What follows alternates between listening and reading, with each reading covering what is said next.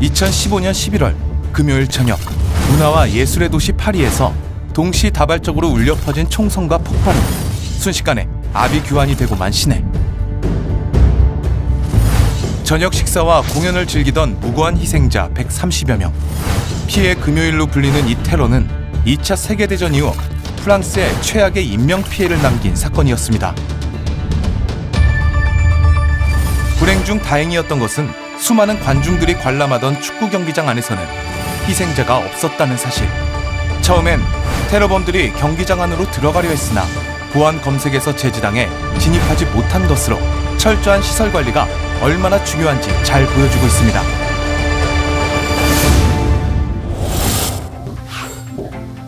주로 정치, 종교적 목적을 달성하기 위해 저질러지는 테러.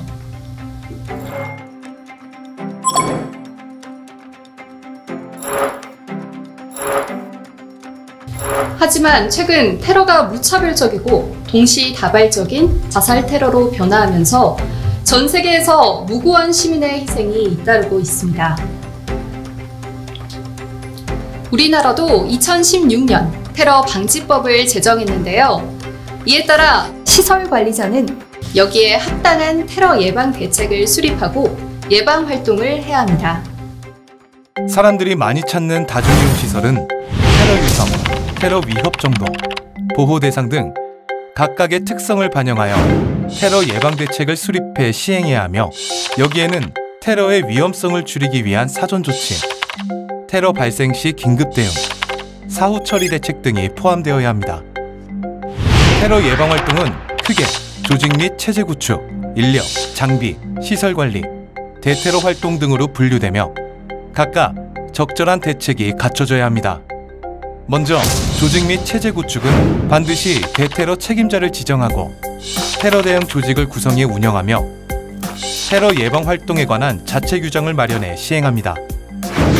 인력 관리는 테러 예방 활동을 담당할 적정한 인력을 확보하는 것이 중요하며 시설에 대한 중요한 정보가 외부로 유출되지 않도록 보안 관리에도 신경 써야 합니다.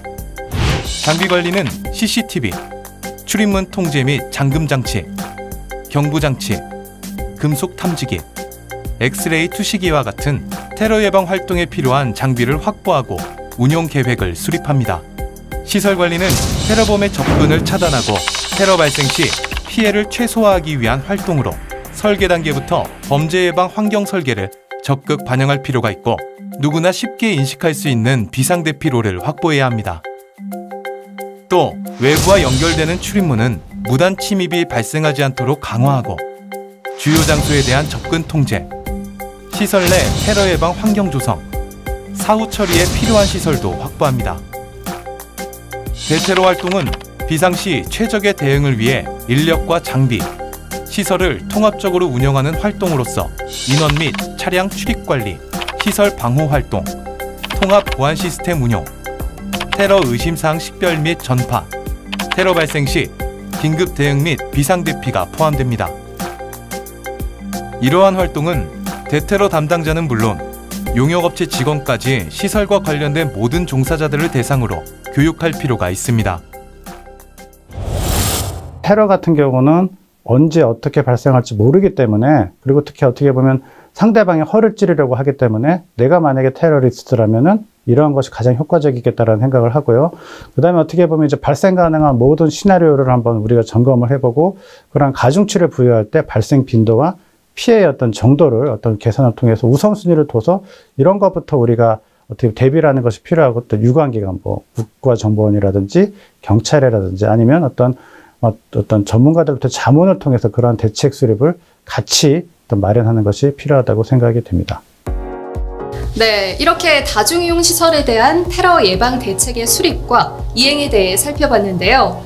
이에 못지않게 중요한 게 평소 관심을 갖고 테러 징후를 살피고 예방하려는 노력입니다.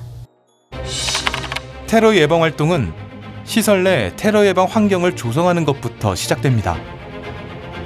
먼저 폭발이 일어나더라도 건물이 쉽게 무너지지 않도록 내력벽이나 내력 기둥 옆에 쓰레기통을 비치하지 않고, 쓰레기통은 폭발물을 숨길 수 없도록 내부가 보이는 투명 재질을 사용합니다. 물품 보관함 역시 안이 보이는 아크릴 소재를 사용하고 출입문이나 비상구, 복도 등 다중이용 구역은 항상 정리정돈하여 폭발물을 둘 수 없도록 합니다.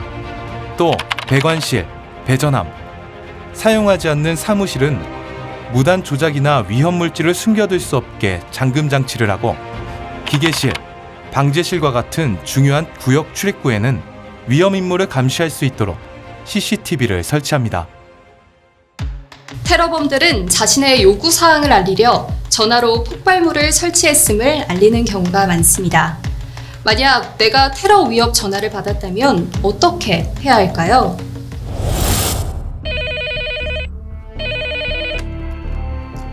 네, 감사합니다. 무엇을 도와드릴까요? 네? 테러 위협 전화를 받게 되면 당황하지 말고 침착하게 응대하고 경청하는 자세로 테러범을 자극하지 않는 것이 중요합니다.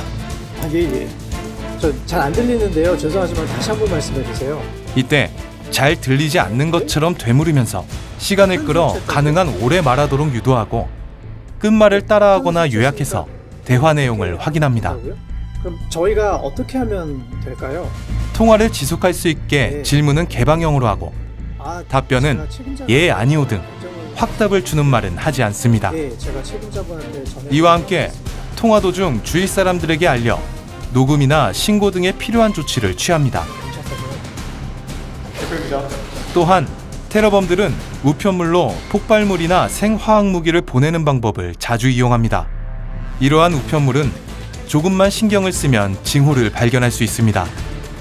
겉면의 기재 내용이 부실하거나 발신처가 수상한 경우, 우표를 과도하게 붙였거나 테이프를 불필요하게 많이 붙인 경우, 발화장치와 연관된 것으로 구멍이 뚫려 있거나 선이 튀어나와 있는 경우, 내부 물건이 덜그럭거리는 경우 등 의심스러운 우편물은 발견 즉시 조심스럽게 격리 보관하고 뜯거나 냄새를 맡지 말며 네, 관장님. 여기 수상한 택배가 왔는데요. 시설 내 대테러 책임자에게 상황을 전파하고 네, 경찰서죠. 비상 연락망을 통해 관계기관에 신고합니다.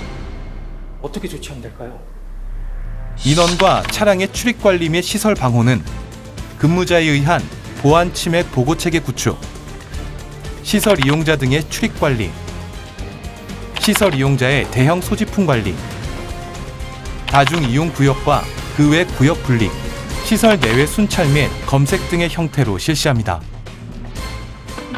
하루에도 수많은 사람들이 이용하는 다중이용 시설.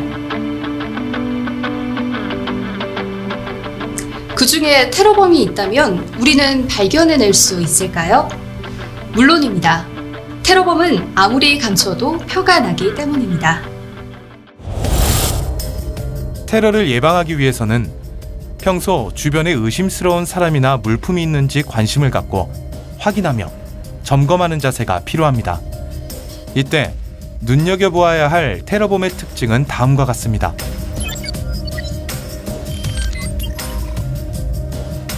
마스크 등으로 얼굴을 가리거나 모자 또는 짙은 색깔의 안경을 착용한 사람, 외투 보관 서비스가 있음에도 외투를 맡기지 않고 객석 등 실내 행사장에 입장하려는 사람, 계절에 맞지 않는 두껍고 긴 상의를 입고 땀을 많이 흘리며 눈초리가 불안한 사람, 다중이용시설의 쓰레기통이나 화장실, 휴게실 등에 가방이나 봉지를 방치하고 현장을 떠나는 사람, 사람들의 왕래가 많은 곳에 차량을 주차하고 황급히 떠나는 사람.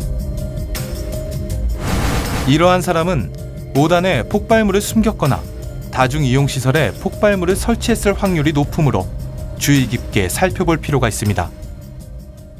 테러리스트라고 얼굴에 써 있는 것도 아니고 또 테러리스트라고 어떤 구분될 수는 상당히 어렵지 않습니까? 그래서 우리가 외모라기보다는 어떤 행동을 통해서 구분할 수밖에 없습니다. 그래서 미국 같은 경우도 이제 국토안보부에서 어떤 테러리스트를 구분할 수 있는 7가지 어떤 사인을 제시하고 있습니다. 그래서 이와 같은 사인들은 사실은 특정인이 볼 수 있는 게 아니라 누구나 볼 수 있어야 되기 때문에 어떤 이제 이런 7가지의 사인들은 시설 책임자뿐만 아니라 시설의 전 종사자들의 사실을 숙지하고 만약에 이러한 어떤 사인들이 발견이 되면 바로 어떤 신고할 수 있는 그런 체계의 구축이 필요합니다.